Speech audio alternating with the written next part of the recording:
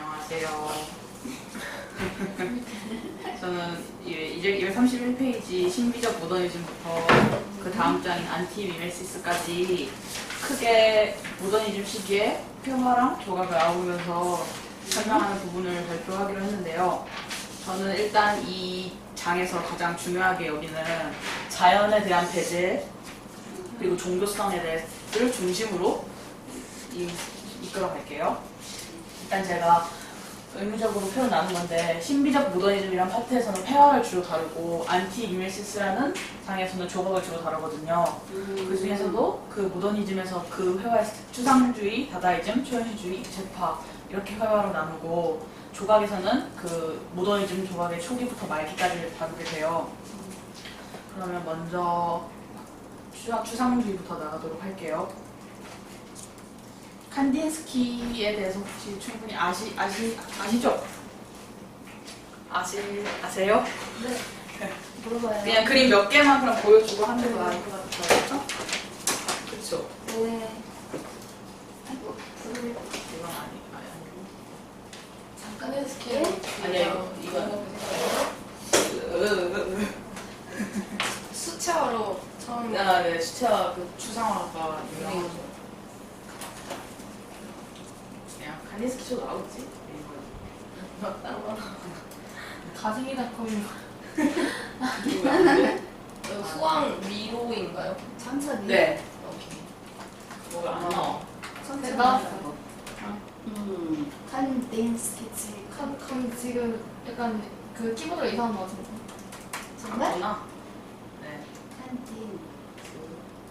나오네. 하나씩 늦게 나오네요. 그러니까 천천히. 네.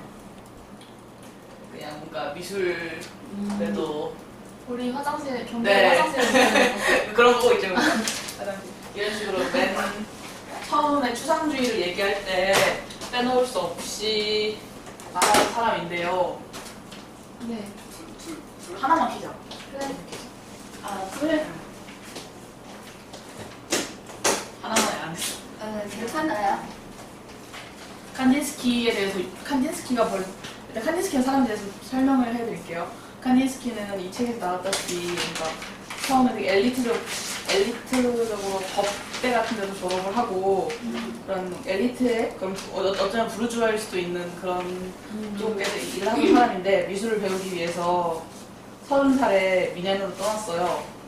그리고 뭔가 우리가 형태를 쉽게 예측할 수 있는 어쩌면 이 책이랑 잘 살짝 어울리지 않는 그런 풍경화 같은 걸 주로 했었는데 이 사람이 중요하게 추상주의를 돌리게 된 계기가 자신의 그림이 거꾸로 뒤집혀져 있는 걸 보고 형태라는 것에 얼매일 필요가 없다라고 느껴가지고 그 다음부터 추상주의로 돌아섰다는 일화가 있거든요. 그래서 이 사람을 소개할 때 이 책에서는 자연을 배제하는 예술가라고 소개를 해요. 자연으로부터 벗어난.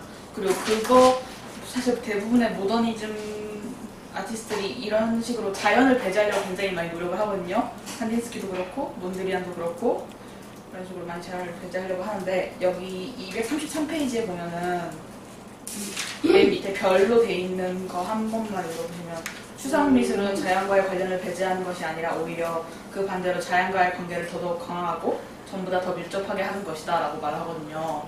저는 왜 자연과의 배제가 왜 자연과의 관계를 더 밀접하게 하는 거지? 라고 생각이 들었어요. 그거에 대해서 저는 이렇게 해석을 했거든요. 칸딘스키가 말한 자연과의 배제라는 건 결국에는 그런 자연을 묘사할 필요가 없다는 거였잖아요. 이제 더 추상적이고 나아갈 수 있다는 것 그런 식으로 추상으로서 자연을 배제함으로써 오히려 그 추상이 더 넓게 자연을 포괄하는 거라고 저는 이해를 했거든요. 그리고 그런 식의 자연과의 배제가 결국엔 자연과의 동화가 되는 것이 모든 모더니즘 화가들한테 어느 정도 흐르는 그 면이 있더라고요. 칸딘스키는 그런 식으로 자연과의 배제를 통한 추상주의와 이 사람은 또 그 사람 그리고 또 이 사람 예술의 역할에 대해서 이야기를 했는데 행복과 활기스러운 것이 진정한 예술이다 라고 그런 낭만주의적인 감성을 계속 드러냈다고 나와요. 그 다음에는 칸딘스키 다음으로 유명한 사람이 추상하면은 생각나는 사람이 있어요? 네, 맞아요. 몬드리안이에요. 몬드리안, 저는 몬드리안에 대해서 되게 좀 여기서 감동을 받았던 부분이 있는데, 몬드리안 그림 하면 그림 보여드릴게요. 제가 제일 좋아하는 걸 보여드릴게요. 빨리 나와. 이게 브로드웨이 부기우기라는 작품인데, 브로드웨이 부기우기? 네, 귀엽죠? 실제로 한국 왔었어요. 그래서 저랑 윤주는 보러 갔었는데, 이거를. 아, 뭔데야? 네, 그냥 보기만 해도 그냥 뭔가 설명이 없어도 귀엽지 않아요? 뭔가 예술가의 좀 매력이 느껴지는 그림이 좋다고 생각했는데 이게 딱 뭔가 그런 느낌이어서 마을에 있으면 좋겠다. 그러니까 그래서 이름도 브로드웨이. 실제로 그런 네. 마을 풍경을 보고 그린 거예요? 네. 아, 가장 단순화시킨 거. 도시화. 거리 뭐 이런 거였지? 이 사람 혹시 초기 그림에 대해서 아세요? 몰라요. 나무를 몬드리안 나무라고 치면 될까? 아, 뭔지 알 것 같죠? 나무. 이 나무를 나무 같죠? 그래도 좀. 네. 이 나무를 나중에는 이런 식으로 분해가 되게 그런 자연을 분해하고 또 분해를 하다가 이런 식으로 알아볼 수 없을 정도로 만드는 게 이 사람의 특징인데 이 사람이 왜 이렇게 했느냐라고 보면은 이 몬드리안 딱 이렇게 활동할 시기가 가장 그 모더니즘이라고 하는 게 가장 활발했던 그 시기예요. 그래서 그 시기에 있어서 이 사람은 뭔가 저번 시간에 말했던 것처럼 모네가 말한 그 현대를 살아야 한다라고 했던 말 기억나세요? 네. 그 현대를 살려고 했던 것 같아요, 이 사람은. 저는 이 몬드리안이라는 사람이 예술의 변동과 그런 사회의 변동, 이 당시가 1차 대전 딱 이럴 때니까 그 사회의 변동에 따라서 몬드리안이 뭔가 그런 현재 삶이라는 거는 현재를 살아가는 예술가로서 대해야 하는 자세는 무엇일까라고 하는 그런 순교의 느낌을 많이 받았거든요. 종교적인 현대의 삶이라는 신을 모시는 신자의 모습? 그거를 몬드리안이요? 네, 제가 그렇게 느낀 이유가 이 몬드리안은 자연을 싫어했어요. 이게 지금 들으면 되게 부정적인 말 같은데 왜 자연을 싫어했냐면은 규칙성이 없고 현대스럽지 않다라고 해가지고 이 사람 마찬가지로 자연을 되게 배제했는데 어느 정도였냐면 이 책에서는 자기 친구랑 밥을 먹으러 갔는데 나무를 보기 싫어서 나무를 등진 자리에 꼭 앉겠다고 했대요. 불규칙적이니까. 네. 그리고 규칙적으로 이렇게 틀이 있는 그런 식의 도시를 굉장히 도시를 좋아했대요. 그래서 이 사람 계속 도시 살았어요. 뉴욕, 뭐 런던 이런데 계속 도시 살았어요. 저는 그래서 여기서 말하기를 고집스러운 노인의 모습이 아니다라고 말해요. 어찌 보면 살짝 네. 저 이해할 수 없는 그런 네. 모습이잖아요. 네. 근데 이 사람이 그렇게 한 거는 그 예술도 변동되고 사회도 변동되고 모든 것이 변동되는 이 모더니즘이라는 것이 활발하게 일어난 시기에서 현대의 삶을 살려면은 나는 그 현대의 삶에 맞춰 살려면 어떻게 살아가야 할 것인가 라는 것에 대한 대답으로 보이거든요. 몬드리안의 이런 고집적인 모습이 그 도시되고 전형적인 그런 모습이. 그래서 저는 몬드리안이 어느 정도 그래서 종교성이라고 표현을 해요. 이 몬드리안을 보고 굉장히 종교적인 일이었다라고. 저는 그게 그런 식으로 현대라는 그 시기, 몬드리안이 살았던 현대라는 시기에 대한 순교로 느껴졌거든요. 순교. 네. 맞아요. 그래서 되게 저도 사실 몬드리안이 바로 이해됐던 건 아니라서 그냥 알고만 있었고 그림만 좋아하고 이 정도였는데 이 글을 읽으니까 참 신기하네. 네, 감동이 왔었어요. 그런 이거 하나에 이렇게까지 할 수 있는 사람이 그거를 느끼는 것뿐만 아니라 작품으로도 올곧게 보여줄 수 있는 예술가가 있구나라는 거에서 되게 많이 자기 감동을 삶을 받았어요. 그대로 네. 작품으로. 맞아. 멋있다. 그치? 근데 그런 사람이 엄청 많이 나와요. 제가 맡은 파트에서. 근데 어떻게 보면 네. 그 모든 너네가 네. 제대로 된 진실한 작가는 다 그 진리와 진실을 탐구한 거니까 네. 자기 존재를 통해서 진리라기보다 진실. 그 진실은 자기가 생각하는 진실이죠. 그렇지. 리얼리티라는 게 진실이야. 팩트가 사실을 말하는 게 아니라 진실을 말하는 거야. truth. 그래서 238페이지로 넘어가 주세요. 200.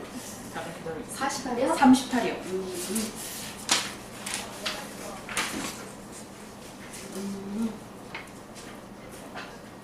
되게 많이 미친데? 네.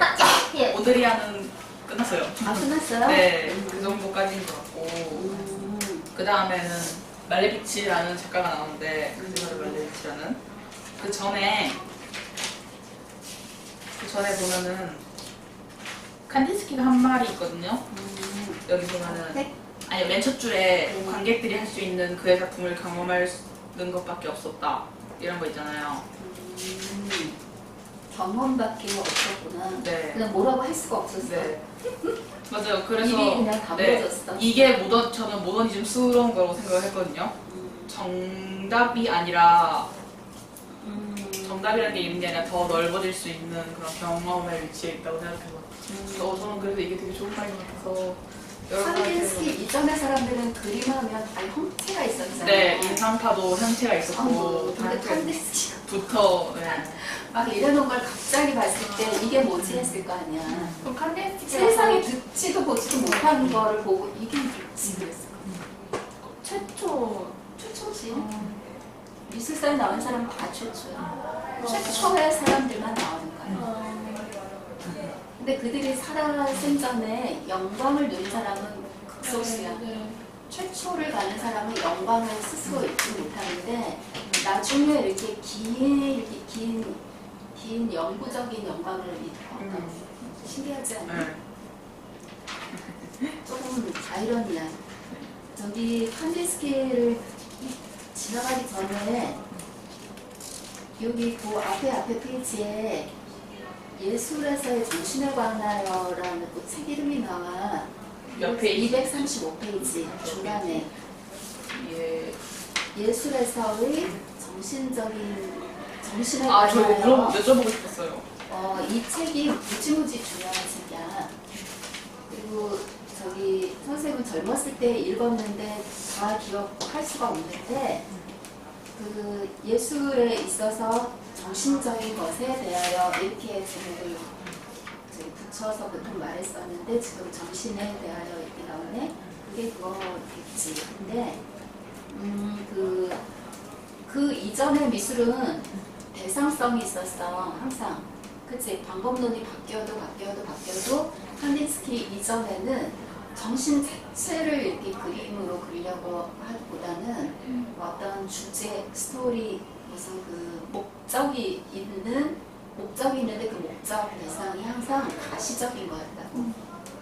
인사과가 아무리 해체를 했어도 가시적인 대상을 표현했다면 이 칸디스키는 비가시적인 어떤 정신세계를 표현하려고 한 건데 그 발견은 물론 자연 속에 있었지.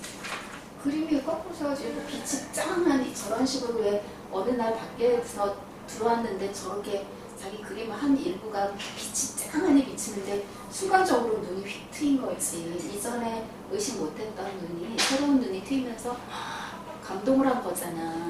그 그림이 뭔지 모르지만 그 순간에 이 사람은 완전히 딴 세계로 넘어간 거야. 딴 차원으로.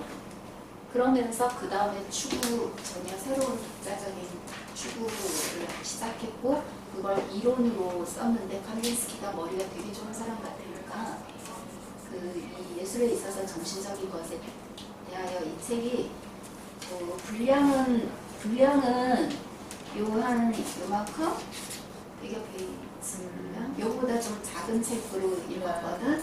작은 책으로 한 100페이지 좀 넘게. 근데 저기 꽤 정말 미학적인 책이었어. 그 이전의 화가들이 그런 책을 그렇게 논리정연하게 쓴 건 없었던 것 같아.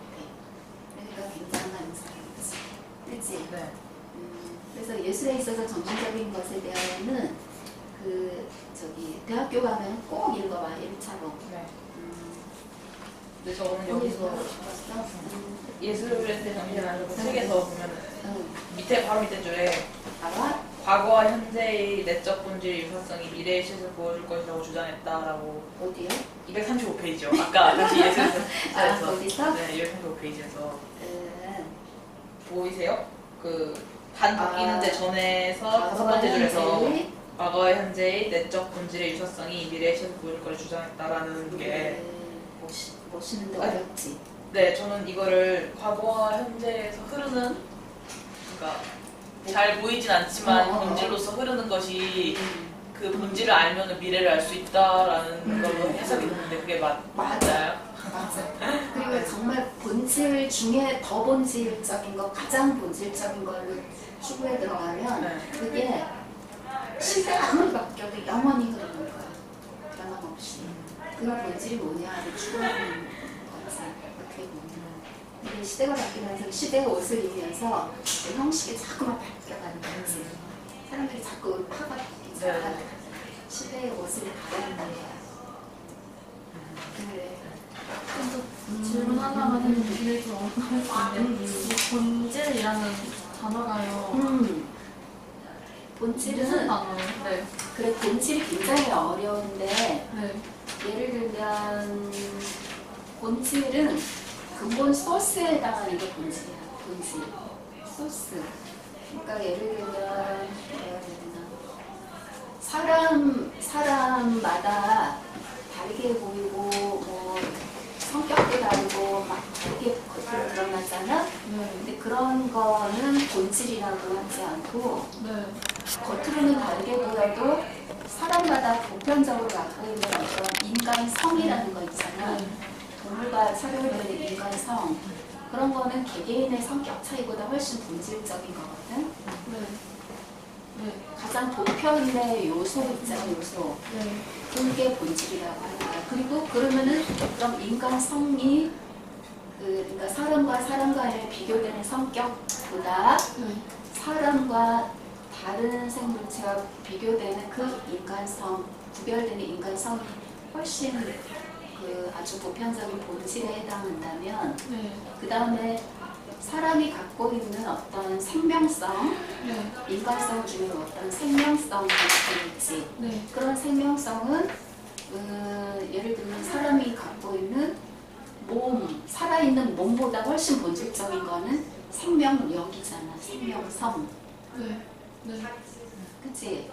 그런 식으로 눈에 보이고 가시적이고 그리고 왜 시간이 지나면 변하고 이런 거는 본질적이지 못하고 네. 가장 변하지 않는 것이 뭐냐고 추구했을 때 남는 게 본질이야. 그래서 좀 지금 내가 말한 거는 맞는데 네. 구체적인 예를 좀 선생님이 얘 있잖아요. 얘가 되는 단어들이 지금 갑자기 생각이 안 나가지고 그런데 예를 들면 과자와 김치 하면은 다르잖아. 그것도 달라. 근데 과자와 김치를 묶어서 음식이라고 말하면 과자나 김치보다 음식이라는 게 더 본질적인 단어에 가깝고 그치? 그럼 음식과 그냥 야생의 먹거리들하고 하면 같은 먹을 거잖아? 그러면은 음식이라는 개념보다는 더 본질적인 거는 먹거리, 그치? 먹을 수 있는 것과 못 먹는 거 이런 구별이 훨씬 본질에 나가는 거잖아. 네. 그런 거지. 그럼 평소에는 안 먹고 하찮게 취급해도 전쟁이 나서 정말 먹는 게 떨어지는 먹고 살 수 있는 것들이 부황작물 이런 건데 평소는 잘 안 먹잖아. 네. 그거를 음식으로 취급하냐 안 하냐 이제 이런 문제가 있잖아. 네. 그러니까 그런 식으로 좀 더 정말 근본적이고 근원적인 어떤 그 카테고리로 점점 이렇게 갔을 때, 그러니까 카테고리라고 말할 때 예를 들면 그 이렇게 점점 세분화되는 카테고리가 있잖아. 네. 가장 큰 묶음하고 네, 그 다음에 네. 큰 가지치고 그 다음에 세부 가지치고 할 때 세부 가지친 그런 지식 정보 막 이런 것들보다는 훨씬 이게 큰 중심되는 그 개념 있잖아. 그게 훨씬 본질적인 거야.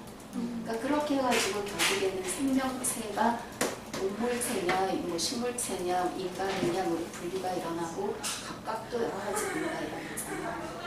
그런 식으로 근데 그렇게 되면 가장 본질은 뭐겠어? 최고의 점이 탄생할 수 있는 그 점이라는 게 크기도 없고 길이도 없고 한 게 점이란 말이야. 사실은 그 0에 가까운 개념의 0차원의 점 그거에 해당하는 그게 뭐겠어? 본질이. 그거는 어떻게 보면은 그러니까 무를 바탕으로 한 어떤 에어 상태 뭐 이런 상태가 모든 생명체보다 더 앞선 본질이거든요. 그러니까 가시적인 것보다 비가시적인 어떤 상황이 훨씬 본질이 되는 거지. 굉장히 철학적이지.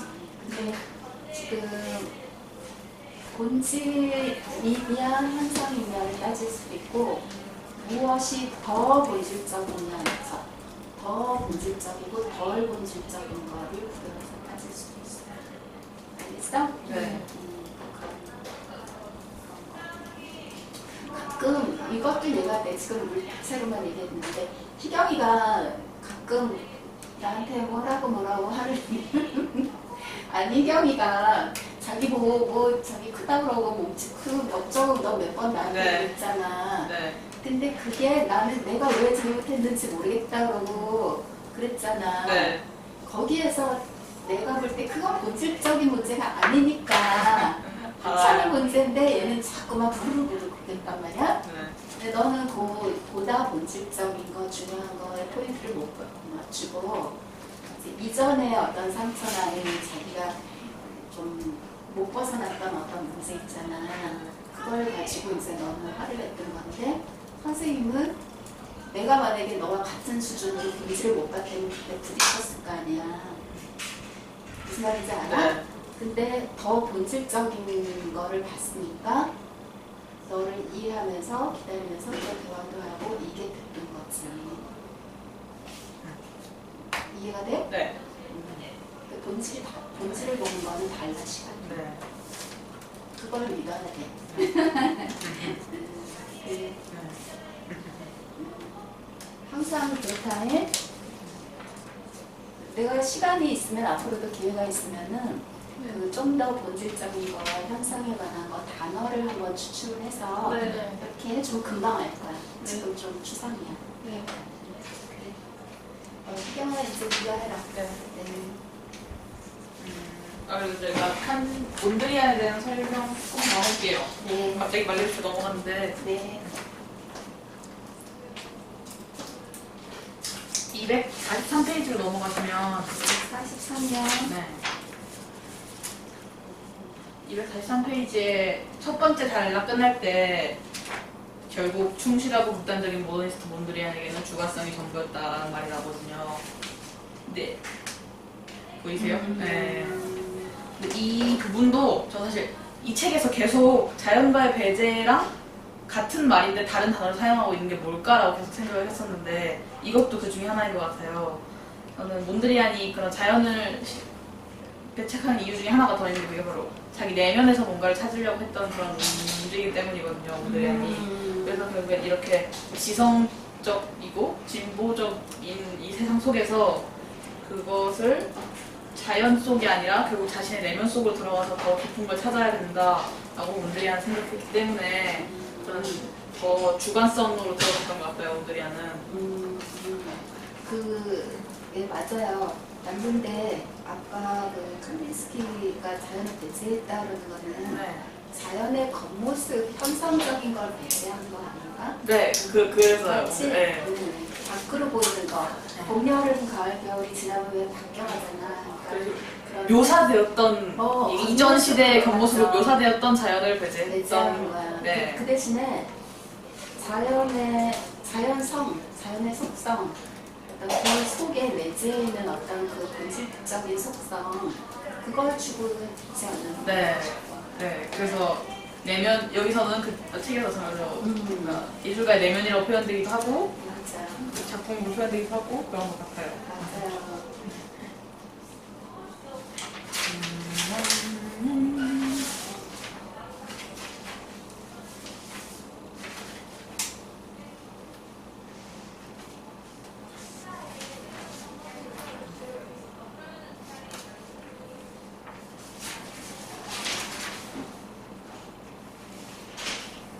그리고 나서 마지막에 몬드리안의 작품을 얘기하는데 몬드리안이 죽고 나서 이게 디자인적으로 많이 쓰였대요. 몬드리안 작품들이.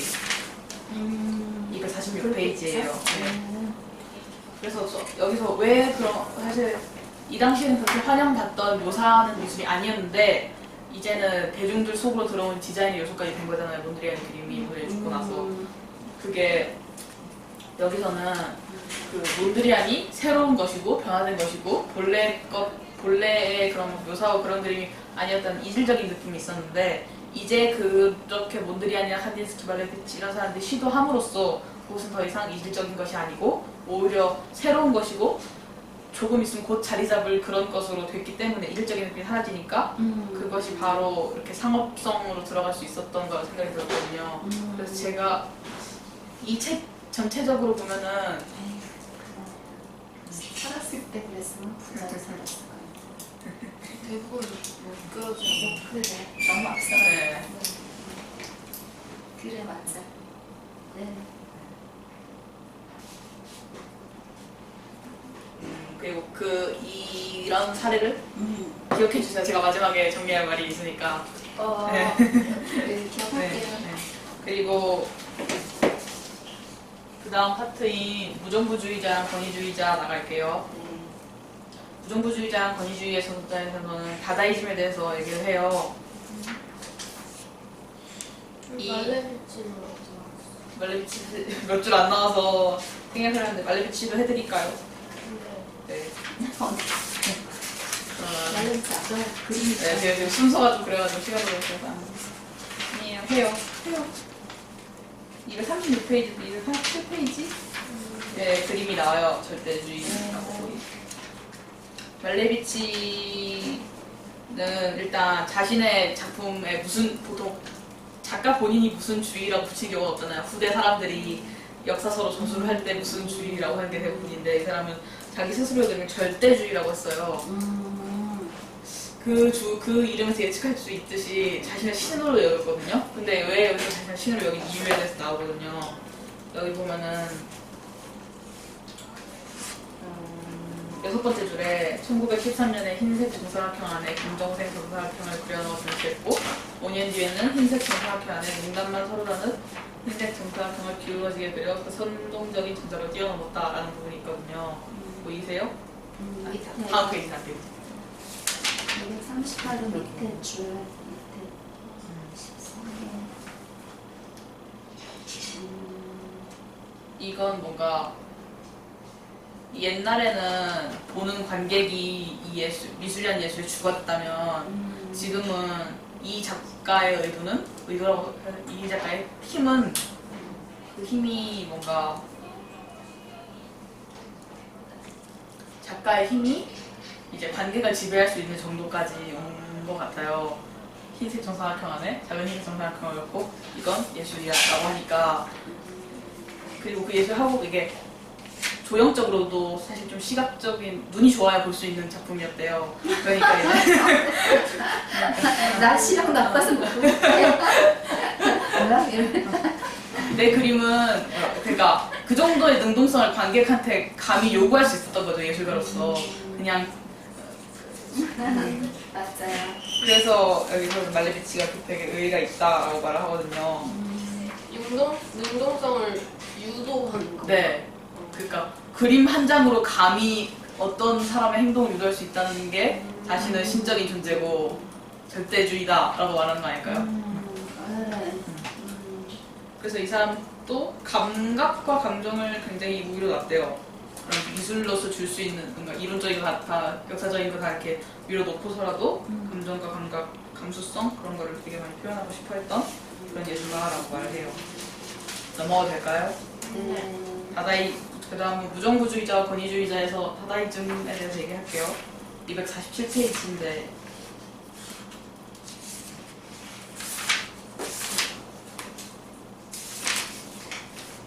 일단 이 240페이지 처음에서는 이 시대적 배경에 대해서 설명을 해요. 어쨌든 간에 이 미술이라는 게 발전하는 게 다 시대적 배경이 있는 거니까 1차 대전이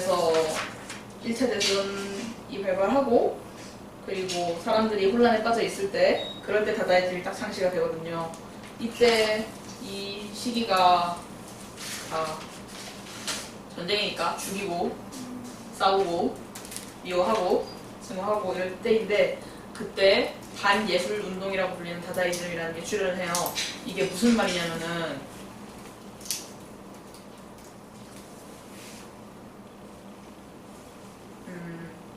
예술을 죽이기 위해서 있는 운동이라고 해요. 반예술주의라는 게. 여기서 보면은 어떤 트리스탄 차라는 사람이 시인인데 다다의 시작은 하나의 예술의 시작이 아니라 구역질의 시작이었다라고 말을 하거든요. 좀 248페이지요. 248페이지 중간. 네. 중간. 다다이즘을 정확히 말하면 부르주아, 착취자, 속물들과 그런 것들하고 사람들이 타협을 하고 다 힘이 뭉쳐가지고 결국에는 본질을 보지 못한다. 그래서 이걸 다 부셔버려야 된다라고 말하는 게 시작이래요. 그래서 이 사람들이 무슨 짓을 하냐면 클럽에 모여서 클럽이. 있었대요. 나이트클럽 있었대. 아니 그때는 좀 다른 느낌이었겠지만 전쟁 중이었는데도 클럽이라는. 그때는 지금 같은 클럽이 아니고 춤추는 클럽이 아니고 네, 그냥 이렇게 바 같은. 그런 클럽 사람들이 모이는 거. 이런 식으로 한 거야. 대화하고 이런 클럽. 난 노래 A를 부르고 있는 C A를 낭송하고 있는데 너는 C B를 낭송하고 있고 서영이는 C G를 낭송하고 있는 거야. 그리고 막 같이 낭송하는 거야. 그리고 다 부시는 거야 그 시들을 그렇게 부르면서. 그렇게 했다고. 실제로 모여가지고 그런 짓만 했대. 그리고 3명만 하는 것이 아니라 20명도 그 짓을 하고 20명에서 다 같이 그 짓을 하고 춤도 모더니즘 발랄하고 해서 막 날아다니고 뛰어다니고 이러고 좀 살짝 미친 것 같은. 그럼 정말 반체제적인 네. 사람이구나. 그래서 제목이 무정부주의자, 권위주의자라는 제목인데요. 이 사람들이 왜 그렇게 미친 짓을 했나라고 보면은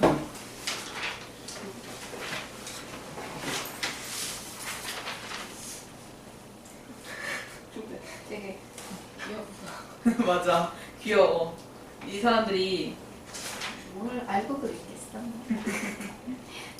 그냥 다다이스트는 답답해서 도덕적, 그랬겠지. 네, 248페이지 밑에를 보면은 다다이스트는 도덕적 안전벨브로서 예술의 개만성을 이미 간파했기 때문에 반드시 예술에 반대하고 나서야 한다고 생각했다. 예술이 너무도 오염되어 있어서 정화, 개선, 쇄신 정도로는 해결된 문제가 아니라는 것이다. 예술을 파괴해야 했다는 문장이 나오거든요. 맨 밑에 보면. 그래서 이게 예술 행위가 오염되어 있을까? 저는 이런 것 같아요. 예술 작업 자체가 오염됐다는 얘기인가? 제가 그렇게 생각해봤는데 사회적으로 또 전혀 안정되거나 옳다고 말할 수 있을 만한 상황이 아니고 그때 네. 전쟁 네. 중이야. 혼란. 그리고 미술사적으로 봤을 때도 뭔가 바뀌는 시기잖아요. 음. 그 인상 그런 표현하는 그런 거 실제적인 세상 표현하는 것부터 막 이게 반항하고 나서 시작됐잖아. 이게 본질이고 이게 감정이고 이게 다 이 묘사하는 것만이 진실이 아니고 이런 식으로 말하는 그런 상황에서 그거에 대한 일종의 모더니즘적 반발심이라고 저는 생각이 들었거든요. 그래서 그런 반발을 통해서 그런 사회에도 반발하고 미술에도 반발하고 이런 반발함을 통해서 반발심을 나타내고 싶었던 것 같아요. 그런 거에 대해 가지고. 그래서 여기서 보면은 또 249페이지거든요. 그러면은 예술은 극단적으로 미가 결핍되어야 하는 것이며 쓸모없고 정당화가 불가능한 것이어야만 했다. 이런 식으로 사실 다다이즘이 뭔가를 부시고 뭔가 폭발시키고 뭔가 그런 식으로 분출하는 거 외에 큰 걸 하진 않았어요. 그냥 파괴 이제- 자체가 네. 의미였던 것 같아요. 그들의 뭔가 무의미의 의미? 본질보다는 뭔가 그것에 대항하기 위한 대항이었던 것 같아서 사실 여기서도 다다이즘은 거기까지였다라고 설명을 하고 뭔가 본질적인 무언가가 있진 않았다라고 얘기를 하거든요. 그래서 짧아. 네, 짧게. 짧지만 영혼이 살아있어. 그래서 251페이지에 보면은 그것의 끝을 얘기하거든요. 251페이지 첫 번째 문장 끝을 보면은 다다이즘과 그 후계자인 초현실주의가 1세대로 대부분의 모더니스트와 마찬가지로 정신적인 것을 탐구했다. 상당히 자족적인 이 인스타파 운동에 예술에 조금이라도 정당성을 부여했더라면 예술가들이 넓은 상상의 장에서 새로운 것을 발견할 수 있었을 것이다 라고 나오거든요.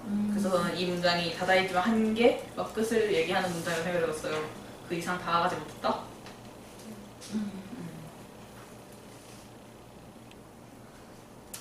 왜 이렇게 짧게 끝났어요? 근데 여기서도 얘기할 건 또 있어요. 이 다다이즘 때 가장 유명한 사람이 마르셀 듀샹이거든요. 그렇지. 듀샹이야. 다다이즘은 듀샹, 네. 그 사람이야. 네. 동무대라고 할 수가 있어. 네, 듀샹이 동무대였는데 사실 네. 듀샹이 엄청 중요한 인물이기 때문에 사실 좀 뒤에 설명을 하거든요. 아, 그래. 듀샹을 이 사람은 장르 듀샹, 예술가 듀샹, 어디에도 속하지 않은 듀샹으로 보고 있어요. 다다이즘이라는 것에 속하지 않은 듀샹 그 그거로서 듀샹 본인도 그렇게 행동하기도 했고 그래서 좀 나중에 설명하겠다라고 이 사람이 붙여서까지 말을 해요. 그래서 저희는 일단 듀샹을 나중에 설명하고 초현실주의로 나갈게요. 네. 251페이지예요. 초현실주의 설명해 주니까 2라고 적혀있죠. 2. 251페이지에 1페이지 중간 두. 네, 2. 네, 2라고 설명돼 있죠. 근데 초현실주의가 다다이즘의 그 자식이나 마찬가지인데 굉장히 다르게. 네, 그거를 브루통이라는 사람이 설명을 하거든요. 그 다음 페이지에 보면 초상화가 나와 있는데 앙드레 브루통이라는 사람이 초저의 초현실주의와 다다이즘의 진짜. 차이점을 하면서 얘기를 해요. 그래서 이 사람 초현실주의 선언이라는 걸 발표를 했대요. 그래서 253페이지 중간에 보면은 제가 그냥 읽어드릴게요. 이성이 행사하는 억제작용이 전혀 없는 상태에서 생각에 의해 미학적, 도덕적 선입관을 초월하여 기록된 것이므로 꿈의 무한한 힘과 사고의 목적지 없는 유의가 초현실주의의 핵심적 원리에 속해 있다. 라는 줄이랑 또 앙드레 브루통을 소개하는 글 있죠. 그 옆에 252페이지에 거기 보면은 2페이지? 252페이지 그 초상화 밑에 있는 아, 거예요. 이거 설명? 네. 초현실주의가 인정한 유일한 회화는 무의식에서 나온 것이며 그 기본은 비이성이라고 밝혔다라고 나와 있는데요. 그래서 이 브로통은 크게 초현실주의자 중에 훌륭하다고 뽑은 사람이 르네 마그리트, 후앙미로 달리인데요. 그 사람들에 대해서 설명을 해볼게요. 254페이지. 254페이지부터 르네 마그리트에 대해서 나와요. 좀 천천히 할래? 이 사람 네. 쫓아가느라고 힘들어. 진짜? 페이지 어떡해. 쫓아가느라고 네. 힘들어. 소리는 잘 들리는데 네. 막 어디지? 막 그냥 듣기만 해도 돼요, 그냥. 아니야 그래도 네. 약간만 천천히. 조금만 천천히. 254페이지로 넘어가요. 네. 이 세 가지 작가를 앙드레 브루통이라는 사람이 이렇게 찍은 네, 찍은- 사랑한 거죠. 이렇게. 이 브루통의 말을 기반으로 초현실주의에 대해 설명을 해요. 이 작가는 피터 게이는. 이해되셨어요? 네. 르네 마그리트는 잘 아시죠? 그래도 많은 사람 중에서 되게 유명한 그림 보여드릴까요? 그건가? 아세요? 보여주세요. 엄청 유명해요. 그림이. 처음엔 달리가 더 유명했는데 요새는 이 마그리트가 더 유명한 것 같지 않냐? 마그리트가 디자인적으로 사람들이 많이 사용하는 것 같아요. 는 마그리트. 뭔가 따뜻하거나 유쾌한 느낌이 조금 네. 있는데 달리는 약간 사막적이어서 약간 좀 시니컬한 그거가 안 거 나와. 같지? 않을까. 그래 맞아. 약간 의식의 해체로 끝나는 느낌이고 마그리트는 좀 거기에 뭔가 정서가 깃든 느낌. 색감도 약간 이 그림. 작품의 이것은 파이프가 아니다 라는 작품인데요. 제목 이름이 이것은 파이프 네, 이것은 파이프가 아니다라는 작품이에요. 이 밑에 글 써져 있는 게 이것은 파이프가 아니다예요. 뭐 파이프 있죠? 파이프라는 글씨 보이죠? 센 오빠. 네. 센 오빠. 이게 왜 이런지 아세요? 왜 혹시 여기다 이것은 파이프가 아니다라고 그랬는지 아세요? 그림이었어요. 바다 팀이 아닌가? 네, 이게 보는 거를 그대로 받아들이는. 네 맞아요. 회화 이것은 진실이 아니라 회화라는 걸 말하고 혁신적이죠 뭔가. 그림은 이거 그대로인 그런 거였는데 이것을 말할 때는 맞아. 그게 아니라 이것을 단념을 흔들어 놓은 네, 거지. 회화예요 라고 말을 해버린 거니까 이거 말고도 나 제일 보여주고 싶은 거 있었는데. 보는 것이 진실이 아니라고 하는 눈에 보이는 것만이 진실이 아니다 이런 뜻인가. 제일 좋아하는 거가 있었는데.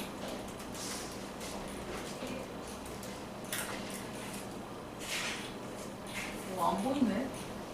그 인어 알아요? 이 사람이 그린 인어? 응? 아닌데. 너무 충격적이었어. 중학교 게 때 없는 보고. 거 이 밑에 있는데. 어디요? 이거는 밑에 그 상상해 봐봐 있어. 아, 그거. 인어예요. 보통 거꾸로 네. 상하체 거꾸로 아니 근데 뭔가 위트 있지 않아요? 뭔가 더 그래도 가볍고 재밌는 사람일 것 같은 이 사람이. 그 그림도 막 뭔가 이렇게 훅 한 선 터치도 아니고 이것 봐. 근데 그거 같지 않니? 웹툰에서 머리 큰 애 있잖아. 아니야? 전화 동원이, 그거 같아, 걔 이름이 동원이야. 그 머리 큰 애 몰라? 그 웹툰에서. 안나라 수만화에 나왔잖아요. 그 특이한 애들 모여있는 반에서 일어나는 이야기 이런 거 머리가 별 있어? 모양으로 자라고 머리카락이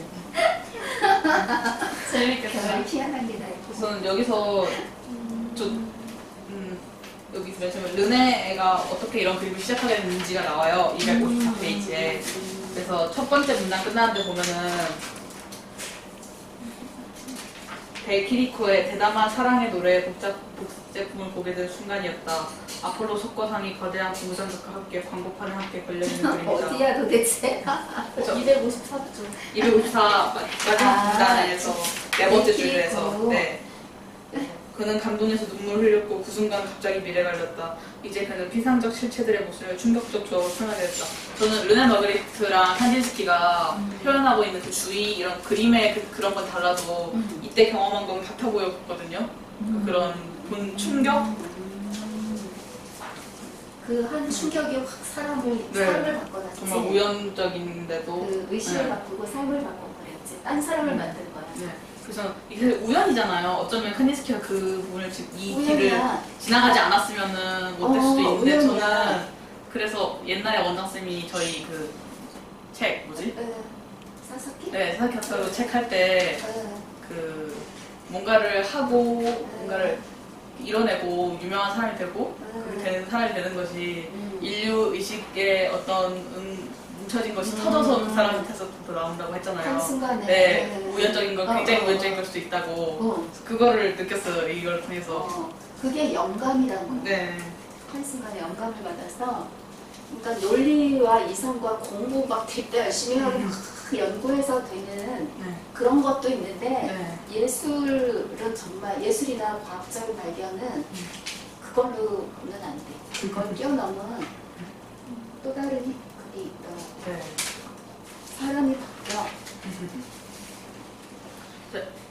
저는 네 그래서 르네 마그리트를 생각하고 저는 사실 그 다음 사람이 제일 재밌었어요. 누구? 후앙미로라는 사람인데요. 저는 사실 처음 들어왔거든요. 후앙미로. 그래서 또 그림 보여드릴게요. 어디가 그 다음 페이지에 네. 내가 주스노 팔라 그랬다니. 네? 내가 불 끄고 주스노 팔라. 네. 256페이지 보고 있는데요. 이거예요. 호롱이로는 굉장히 그거 같아.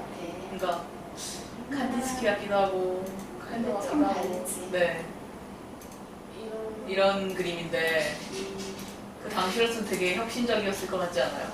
이 정도 이 사람은 화가로 먹고 살고 죽었어요? 이 사람 제가 설명해드릴게요. 잘 그래서 감동받은 그게 있거든요. 아. 이것도 그 호에로니무스 보스 그런 느낌도 나고 아무튼 되게 귀여운데 굉장히 아주 명랑해. 네. 이 사람 성격이 보이는 일화가 있는데 그게 너무 감동적이었어요. 아, 정말? 네. 그래서 부르통 이 사람을 되게 대단하다. 이 상상력이 어디서 나오냐 이런 식으로 찬양을 했거든요. 근데 그렇게 찬양을 최고의 초현실적인 화가라고 극찬을 받고 이랬는데 이 256페이지 마지막 줄에 보면은 미로가 러시아 발레단의 의상 디자인의 재능을 쓰자 곧 비난했다. 평면적이지 않다는 이유에서였다. 하지만 미로는 이런 비판을 아랑곳하지 않고 예술가로서의 운명이라고 생각했던 일을 계속했다.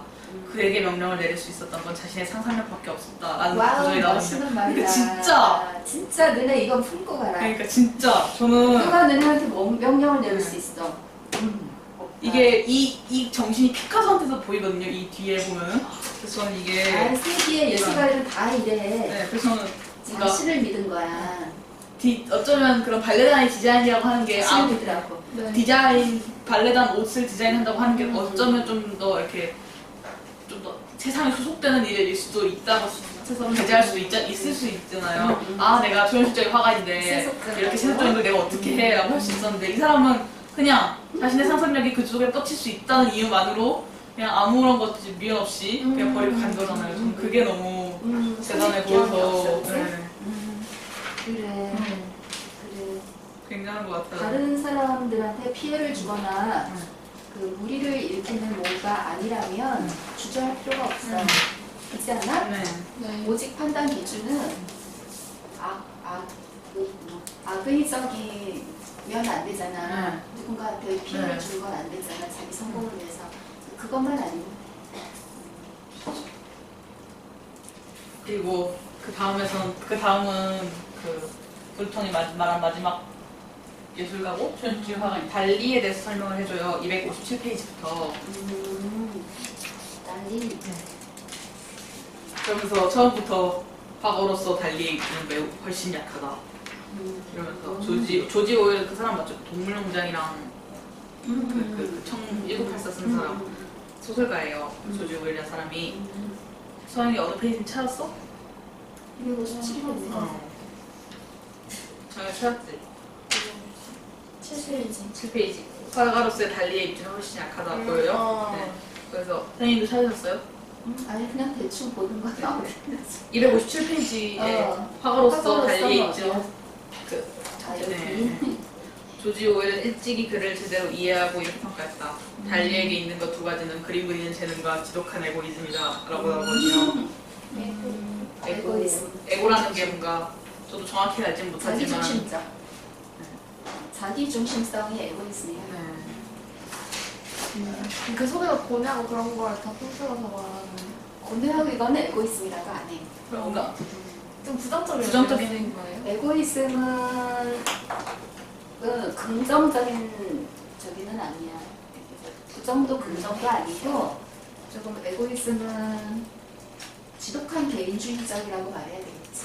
그런가? 네. 신기하다. 개인적인 거. 에고이즘은 적어도 네. 그래서 일단 그림 그리는 재능이 엄청 뛰어났대요. 그냥 테크닉적인 그런 게 정말 잘 그리는 사람 있잖아요. 기술적으로 그런 게 뛰어나니까 사실 자기가 그릴 수 있는 거를 자기 안에서는 마음대로 테크닉이 제약이 있어서 못 그리는 그림은 없었던 거죠, 이 사람이. 그리고 자기 중심적이었기 때문에 나올 수 있었던 그림들이 합쳐져서 달리를 만들었다라고 말을 하는데요. 그래서 이 사람이 프로이드에 되게 관심이 많았어요. 그 정신의학자 프로이드의 그런 사상, 생각이나 이론 같은 것들에 관심이 많아서 그런 정신찬란적인 이런 거에 많이 집중을 해서 작품을 많이 했었고 재밌는 게 있는데 프로이드 실제로 만났어요, 달리가. 그래 만났는데 한마디 해보고 몇 마디 해보고 프로이드한테 욕을 하면서 나갔대요. 그냥 그대로. 그냥 뭔가 안 통했나 봐요. 프로이드는 딱 그렇게 만나서 얘기했는데 근데 안 통해서 바로 빡 나갔대요. 그리고는 막 뒤에서 프로이드 욕하고 다녔다고. 이런 게 에고이즘은 아닌가요? 그런 거 아니야? 그래서 그런 거 아닐까? 지 마음에 안 든다고 좀 그런 자기 게 어딨어. 에고이즘이라는 게 딱 이게 있는 그게 표현된 사회다. 그래서 그런가 봐. 그래서 좀 시니컬하게 느껴지나 봐. 자기가 생각하는 프로이드가 만나보니까 아니라고 실망했는데 실망하고 끝나야 되는데 욕하고 놀아다니니까 자기 중심이 네. 그러니까 뭐라 그럴까 여기 저기 누구니 조지 오웰이 에고이즘이라고 평한 게 네. 그러니까 나는 정확히는 모르지 그냥 이 자료만 가지고 판단하는데 일반적으로 에고이즘이라는 거는 이기적인 자기중심성을 에고이즘이라고 그래.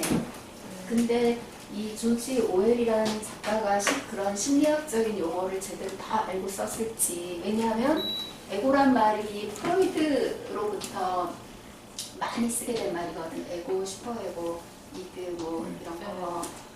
그리고 그 이전에는 에고란 말이 많이 등장 안 했었거든. 근데 조지 오웰이 에고이스트다라고 말을 했을 때 그냥 그 심리학적인 측면의 에고가 아니고 흔히 그냥 사람들이 말하는 용어를 그냥 분별 없이 그냥 자기 자신에게 충실하고 막 이런 거를 긍정적으로 썼는지 그걸 모르겠는 거야. 조지 오웰이 어떤 의도로 썼는지. 근데 희경이가 말하는 그런 행동을 보면 이제 조금 그치 자기중심적인 뭐 편향성이 있지 않았는가 이런 생각도 들어. 재주는 굉장히 많고 사교적이고 하지만은 이렇게 인간 보편의 문제를 애정을 갖고 파고들지는 않지 않았나 하는 느낌도 들어. 근데 이것도 내 편견일 수도 있다. 그냥 그런 감성을 너무 봅니다. 이 사람 그림 혹시 많이 봤어요? 뭔가 못 봤어요? 한 3개 정도. 그 시계 흐르는 거 유명한 거랑 이 사람 그림이 되게 달릴 거야? 이제 알았어. 근데 에고이즘이어도 진짜 몰라요. 그니까 진짜 내가 몰라요. 의외로 모르더라고. 정말 몰라요. 궁금하다. 근데 에고이즘이어도 남자한테 피해를 안 주고 그러니까 그 미로 얘기가 나왔을 때 자기 그러니까 주변한테 악영향을 끼치지 않는다면 그건 자기 결정이라고 했던 게 에고이즘도 그런 거에 속할 수 있어요. 그러니까 남한테 피해를 그거는 선생님이 정확히 기억은 못하는데 그냥 일반적인 에고이즘은 좀 이기성이 있는 거야. 네, 그리고 이기성. 미로 경우는 그런 에고이즘은 아니야. 자기 그 내면을 충실히 하면서 뭔가 이거. 탐구하기 위해서 내면으로 네, 들어간 건 보여주고 에고이즘이라고 안 해. 그 대신에 이기적인 게 다른 사람들한테 악영향을 이기적인 거는 알게 모르게 안 보이게 네. 꼭 눈에 보이게 나쁜 짓은 안 해도 좀 자기 욕망과 그 목표를 위해서 아무래도 함께 사는 사람이나 친구들이나 주변인들을 자기 식으로 자꾸 끌어당기는 힘이 이기적인 거는 있어. 자기 중심적인 사람은 자꾸 그 자기 중심으로 사람들을 끌어당기게 돼 있어. 성격이. 네. 그러니까 그런 여파가 없지는 않지. 그렇지 않겠어? 뭐 이거다라고 단정할 수 없는. 뭐 아니야. 그치? 네. 그래서 그 좀 긍정적이고 자꾸 이렇게 배려하고 이러는 그게 중요한 거는 네. 그런 거 보이지 않게 왜 그 블랙홀처럼 빨아들이는 사람 곁에 있으면은 알게 모르게 그야말로 빨리게 돼. 네. 이 빨대 같은 사람한테 빨리게 돼. 행동이며 생각. 대신에 좋은 영향을 자꾸 주는 거는 또 알게 모르게 굉장히 그 사람들 정신을 해방시켜.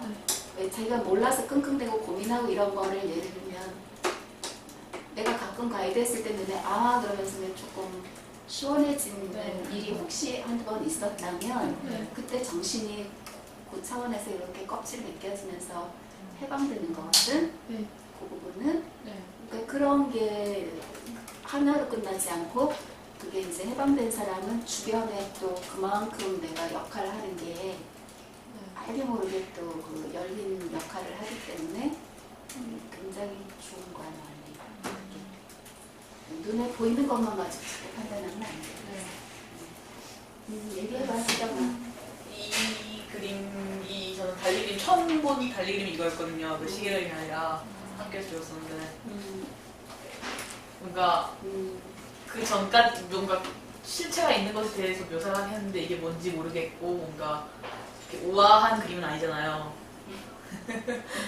그런 식으로 달리가 되게 인기가 많았대요. 시계 그림이 대중화되긴 했는데 자기가 표현하고 싶고 좀 나를 표현하고 막 성교를 하고 있는 장면이라던가 그런 거 예술 작품들 그런 식으로 하면서 되게 많이 진짜 저 다리 근육 충격은 줬어, 그치? 화풍 자체는 뭔가 우아해 보이는데 그리고 있는 대상 같은 거는 전혀 그렇지도 않고 그래서 뭔가 섞어보고 싶었대요. 그런 통속적인 것과 뭔가 당한 것과 그런 것들을 성공한 것 같지 않아요? 성공했지. 네, 저 사람은 그렇죠. 동서양을 막론하고 성공하고 굉장히 유명하지. 귀여운데. 근데 마그리티는 달리보다 훨씬 뒤에 알려졌어. 맞아요. 당시에 유명했다고 저는 달리가. 달리는 막 완전 네. 센세이션이었어. 인기네. 여기까지가 초현실주의고요. 그 다음에는 끝판왕. 259페이지로 갈게요. 끝판왕이 됐지. 근데 달리가 끝판왕이라고. 저기 하나만 네. 그러니까 칸딘스키 다음에 포항미로 이게 왜 그림이 약간 통하는 면이 있잖아. 네. 근데 거기 한 작가가 또 하나 있는데 못지않게 유명한 작가인데 클레라는 사람이 있어. 많이 들어본 클레. 것 같아요. 파울 클레. 클레. 응, 파울 클레. 응. 근데 그 파울 클레 작품이 칸딘스키, 미로, 클레 이 세 사람 작품을 비교하면 이렇게 맥이 흐르는데 파울 클레 작품 좋아하는 사람이 엄청 많아. 보면 굉장히 따스하고 정감이야. 수상한데. 네. 그러니까 한번 보라고 나중에 색감이 얼마나 아름다운지 몰라. 색 배색이 클레가 어떻게 보면 칸딘스키가 선구자라면 네. 일순위 선구자라면 그 다음에 이제 후앙미로 클레 같은 사람은 거기서 발전되는 그런 사람이거든. 보편화시킨 사람들. 근데 그 중에 한번 나중에 이런 색감 클레지. 나도 보여줘. 클레야. 몇 분이나 남았니? 저요? 이제 재밌는데. 안 왔어요. 이제 끝났어. 체파. 이체파도 해야 되지? 네. 근데 이건 좀 빨리 끝나요. 해봐. 왜냐하면 네. 빨리 끝낼게요, 그러면. 네. 아니 너희들이 이걸 꼭 해야 되는 거야. 네. 선생님이 그 현대미술을 다뤄야 되는데 못 다뤄가지고 찜찜하고 있는 부분이거든. 그래서 필요하니까 했는데 저 그 아내를 이게 달리 아내라고? 달리 자기 아내를 엄청 좋아해서 아내를 되게 많이 그렸대. 미인이야. 어떡하면 괜찮니? 근데 20살 연상인가 그럴걸? 달리보다. 헐. 정말? 네. 그것도 되게 웃겨요. 결혼한 계기도. 여기 나와 있어? 아, 나중에 얘기해줄게.